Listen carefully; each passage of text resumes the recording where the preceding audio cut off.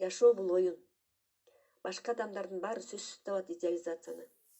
Бир эмес 2, 3, 4 же андан да көптү. Жашоосун ал жок элестете албаган үй бүлө, балдар, сүйүү, жумуш, бизнес, мораль жана башка идеализациялар. Мына ушулар боюнча клапандар ачык болот жана негативдик переживаниялар сосудуңузду толтуруп турушат. Так ошолор сизге ооруларды, конфликттерди, жагымсыздыктарды пайда кылып турат.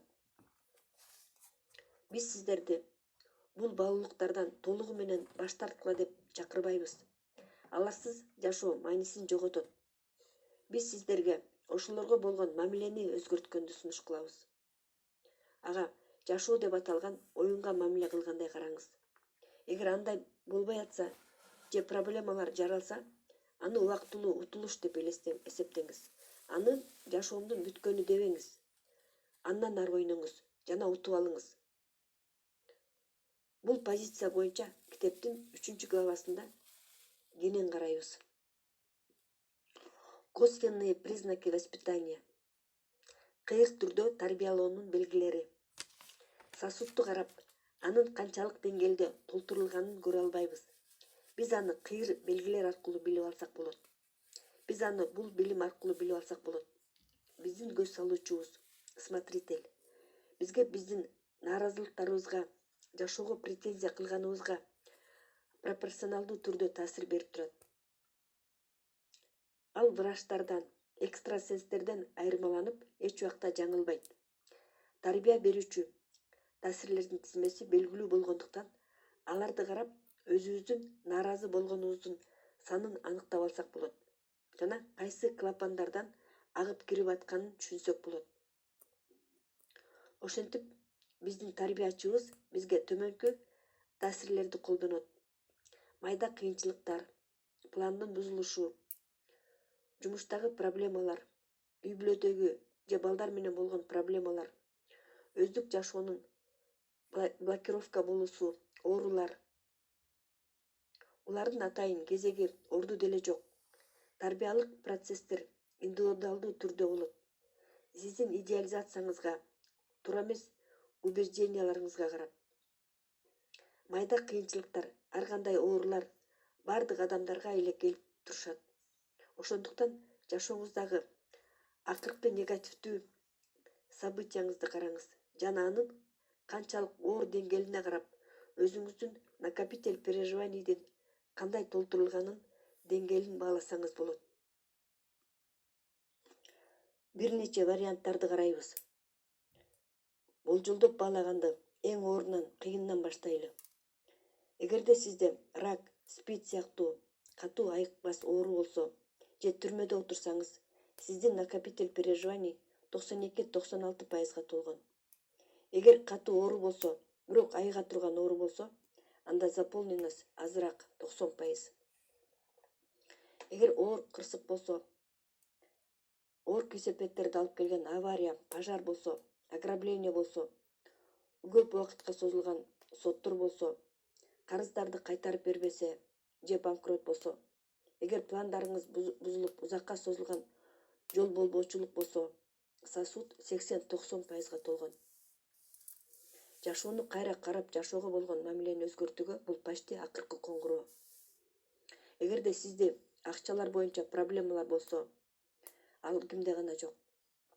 Бат-баттан болуп туручу үй бүлөдөгү разборкалар, интимдик жашоодогу жол болбостуктар, сизге маанилүү болгон иштер абдан кыйналуулар менен болсо, же абдан көп убакыт күчтү талап кылса, сиздин сосуд 65-75% толгон.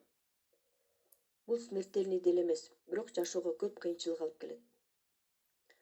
Акыр аягында, эгерде сизде баары жакшы болсо, бирок мындан да жакшы боло турган болсо, сиздин сосуд 60% толгон. Бул эң жакшы жана муну көбөйтпөш керек. Эгер сизди жашооңуз кубандырса, каалагандарыңыз бат эле орундалып турса, анда сиздин сосуд 50%. Накопитель переживаний 15-30% толгондор, бул эң просветленный адамдардыкы. Бул духовный, эл агартуу иштердеги, кайрымдуулук иштерде иштегендер жана өзүнүн материалдык байлыгына кызыкпаган адамдарда. Биздин акыл эстүү жашообуздун технологиясын баалагыбыз келсе жана бул жашоодо жакшы ийгиликтүү жашап өтүш үчүн эрежени бузбай кандай жашаш керек экенин түшүнүү үчүн ушундай кезек менен карап түшүнүп алсак болот. Подсознание менен кеңешиңиз. Биз өзүбүздүн логикалык ойлонуубуздун жардамы менен накопитель переживанийдин кандайча тоолорун түшүндүк. Алар баарына түшүнүктүү жана жакшы иштейт. Бирок дагы башка жол бар. Биздин рационалдуу акылыбыздан айланып өтүп, маалыматтарды подсознаниядан алуу. Бул жолду колдонуу почти ар бир адамдын колунан келет. Бул китептин акыркы главасынан подсознаниядан маалыматты автоматтык кат жазуу методунун жардамы менен алган жөнүндө бир нече упражнение өтөбүз. Окуу семинарларындагы өткөрүлгөн опыттарыбыз көргөзүп атат. Эгер серьезный мамиле кылса, почти любой адам, скептиктерден башкасы, подсознаниядан интуициянын жардамы менен өзүнүн кызыккан маалыматтарын ала алат. Ушул жолду да көрсөңүздөр болот. Милосердие жакшыбы же жаманбы? Буга чейинки ойлордон дагы бир суроо пайда болот. Жакыр, оорулуу, жашоого таарынган адамдарга ырайым кылыш керекпи же жокпу? Христиандык доктриналарга ылайык бул жакшы. Бирок кимге жакшы? Бизге жашоо талап кылып аткандарды эске алуу менен келгиле ушул теманы талкуулайлы. Ким муктаж адамдарга жардам берсе, ал жакшы иш кылган болот. Ошону менен ал түшүнүү менен жакшы иштерди кылып туруу трубасын ачат да, накопитель переживаниydеги суюктуктун бөлүгүн агызып чыгарат. Ошондуктан жакшы иштерди кылып туруу бул жакшы. Эми келгиле, муну башка жагынан карайлы. Оорулуу, жакыр адам деген эмне? Сиздер уже түшүнгөндөй, бул өзүнүн көз салуучусунун активдүү түрдөгү тарбиясынын таасири астында. Ал өзүнүн туура эмес ишенимдери үчүн же туура эмес кылган иштери үчүн тарбияланып атат. Азыркы анын абалы ал адамдын өзүнүн тандоосу. Балким ал аны түшүнбөшү мүмкүн. Бул анын кандайдыр идеал үчүн жашоо менен күрөшүүсүнөн келип чыккан жыйынтык. Жашоо ага өзүнүн сабагын берип атат. Анын идеализациясын бузуу үчүн. А сиз ага акча берип же боор уруп, өзүңүздүн жашооңуздун күчүн берип, тарбиялык эффектти азайтасыз. Башкача айтканда, көз салуучуга жолтоо кыласыз.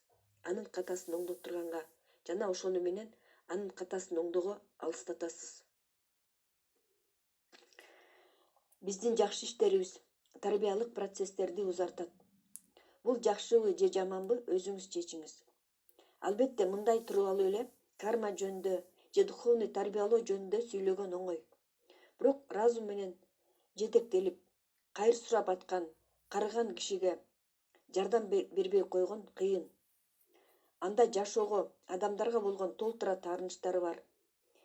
Идеализациялары толтура жана жашоо анын абалы аркылуу ага көргөзүп атат. Эгер бүгүн ага адамдар жардам бербей койсо, ал ачкасынан өлүп калышы мүмкүн.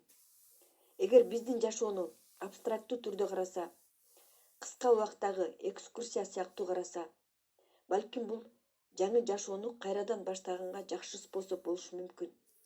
Бирок адам катары кайыр бербей коюу бул жаман. Бул жерде эмоция логикага карама каршы болот. Өзүңүз жыйынтык чыгарыңыз. Биз болсо итокту чыгаралы. Итоктор. Жыйынтык. Биринчи, ар бир адам өзү аныктай алат. Мурунку жашоосунда канчалык деңгээлде күнөөлүү болгонун жана бүгүнкү күндө накопитель переживаний канчалык деңгээлде толгонун. Экинчи, сиз бул жашоого келгендеги накопитель переживанийдин деңгээлин төмөнкү көрсөткүчтөр аркылуу бааласа болот. Туулган жериңиз жана өлкө, үй-бүлө, ден соолуктун абалы, даана байкалып турган характердин чертасын болгону. Үчүнчү, азыркы учурдагы накопитель переживанийди акыркы убакта жашооңузда болуп аткан процесстерден билсеңиз болот.